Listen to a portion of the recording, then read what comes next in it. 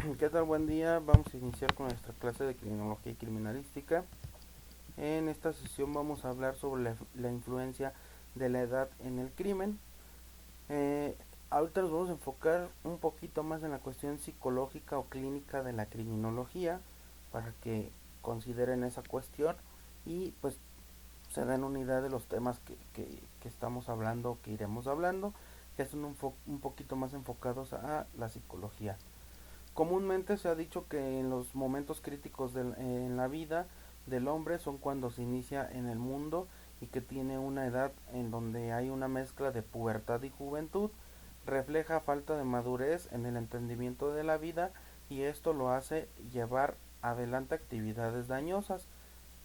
¿Qué quiere decir este pequeño párrafo? Pues que la edad en donde pasamos por pubertad y juventud es la edad en donde no tenemos cierta madurez, no tenemos todavía el entendimiento adecuado o correcto de las situaciones de la vida y es la edad, digamos que de mayor riesgo, en donde podemos inclinarnos por pues realizar conductas desviadas, conductas delictivas o conductas negativas que pues nos harán crecer de una manera inadecuada.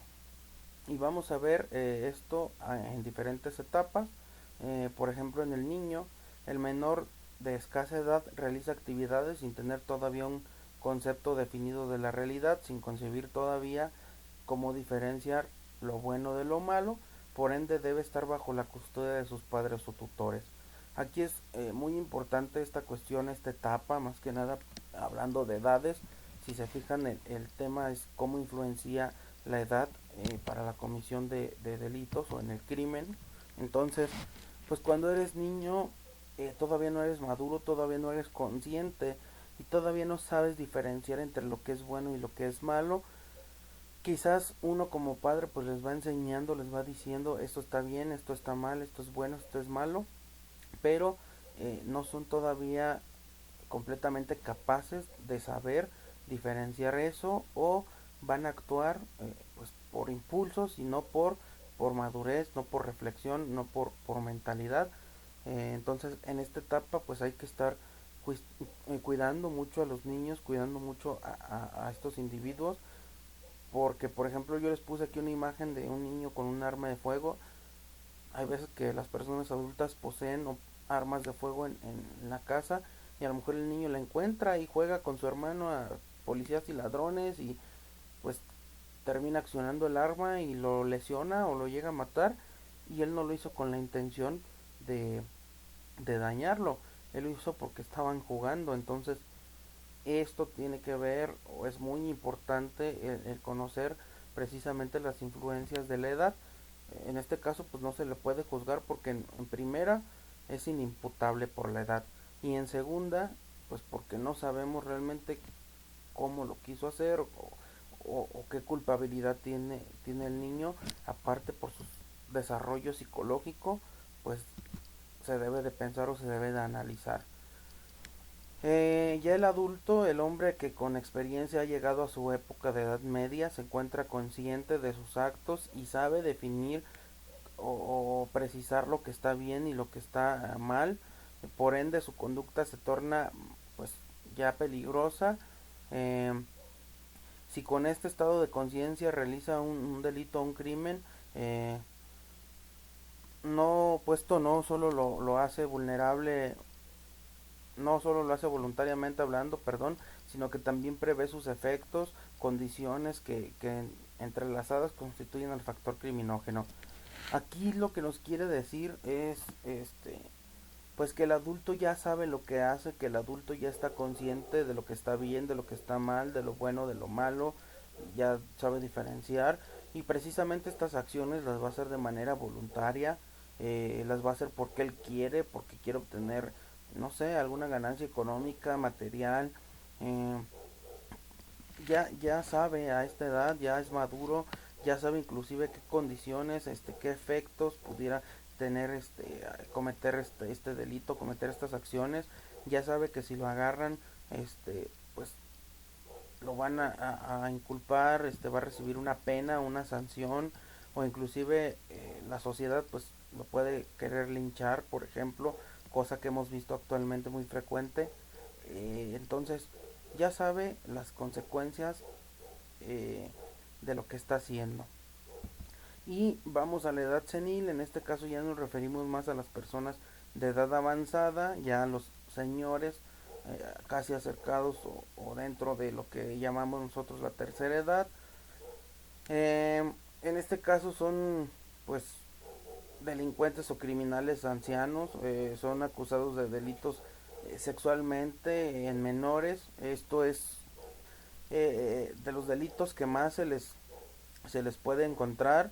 No es como que anden robando, que anden asaltando o que cometan delitos de homicidio, cosas así, sino que a ellos se les da un poco más la inclinación a la cuestión sexual, lo que refleja que hay una concepción delictiva nacida en una causa endógena, pues el anciano llega a una época en donde es sexualmente incapaz, por ende no busca personas mayores para tratar de tener actividades relacionadas con el sexo, sino en niños o niñas quienes aún no tienen clara la concepción del problema, quienes aún no saben que eso pues se debe hacer con cierto consentimiento, se debe hacer en cierta edad.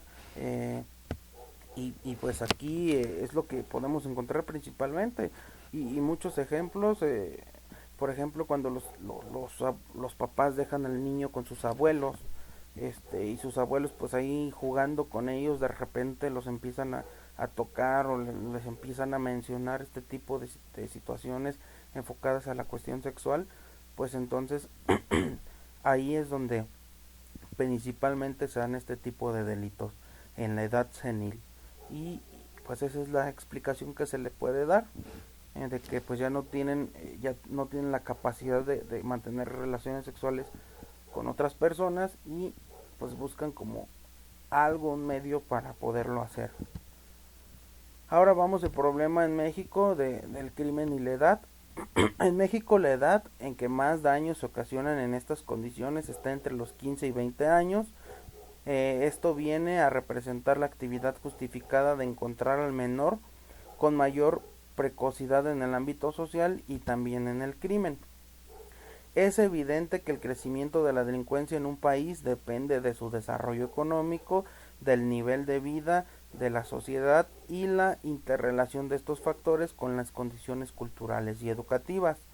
La ruptura o carencia o posible decadencia de dicha interrelación puede provocar la ruptura de la cohesión social y familiar y a su vez aumento en la incidencia del delito en los sectores juveniles.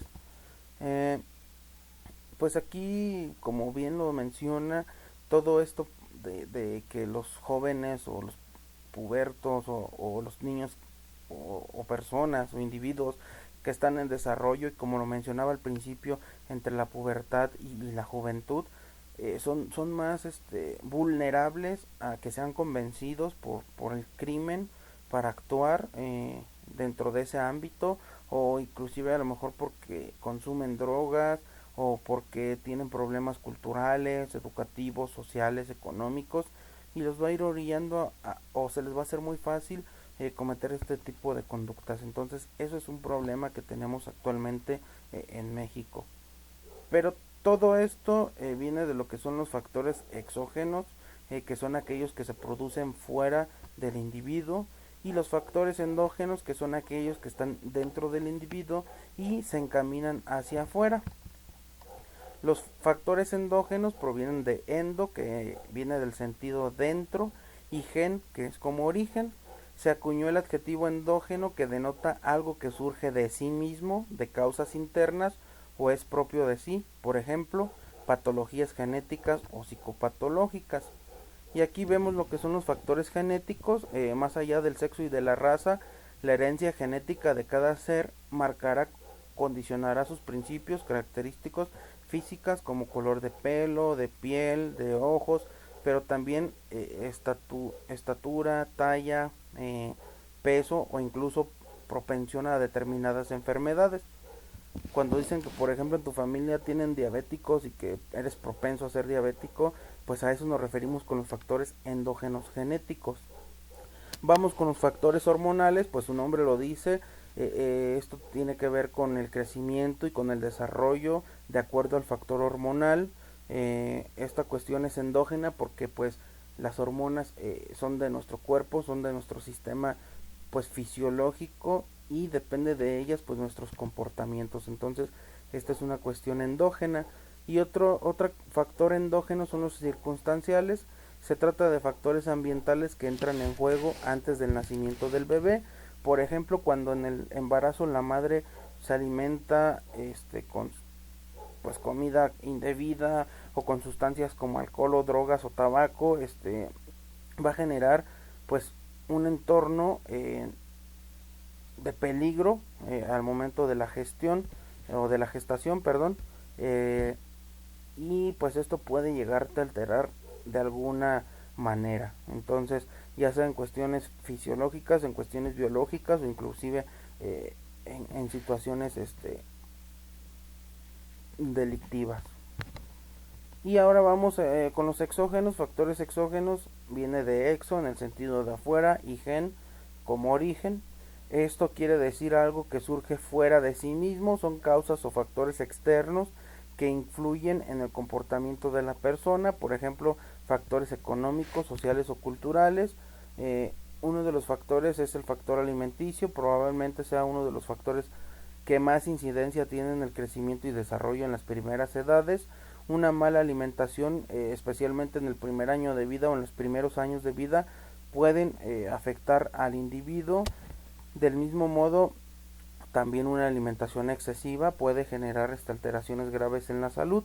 Entonces aquí hay que buscar un equilibrio para que el individuo crezca o se desarrolle correctamente. Viene el factor geográfico y climático, también esto es algo del entorno, de fuera, es un factor externo que va a influenciar, por ejemplo, el lugar geográfico. Si estamos en una zona marginal o en una zona de pobreza extrema, pues quizás nos puede llegar a afectar o nos va a afectar de alguna forma en nuestro comportamiento. Y también el clima, no vamos a tener los mismos temperamentos, no vamos a tener la misma irritabilidad o el mismo comportamiento cuando hace calor que cuando hace frío. Entonces la cuestión meteorológica también tiene que ver como factor exógeno. Y como ya lo mencionaba, los factores socioeconómicos, por la cuestión del dinero, del nivel económico que pueda llegar a tener la familia y el individuo, pues también va a marcar factores como la educación, la alimentación, y todo esto pues va a influir en el desarrollo de esa persona. Y las enfermedades, por ejemplo, aquellas enfermedades que sufre el niño o la persona durante sus etapas de desarrollo y crecimiento, que pueden afectar negativamente al desarrollo normal. Y en conjunto con las enfermedades tenemos también los factores psicológicos, por ejemplo, la falta de afecto durante los primeros años, problemas entre el padre y la madre, violencia intrafamiliar y todas estas cuestiones que puedan generar pues un ambiente negativo para el niño, para la persona, y que posteriormente puedan afectarlo y orillar a cometer pues conductas desviadas o conductas delictivas. Hasta aquí nuestra clase, espero que todo quede claro, que no haya dudas, que tengan un excelente día, saludos a todos.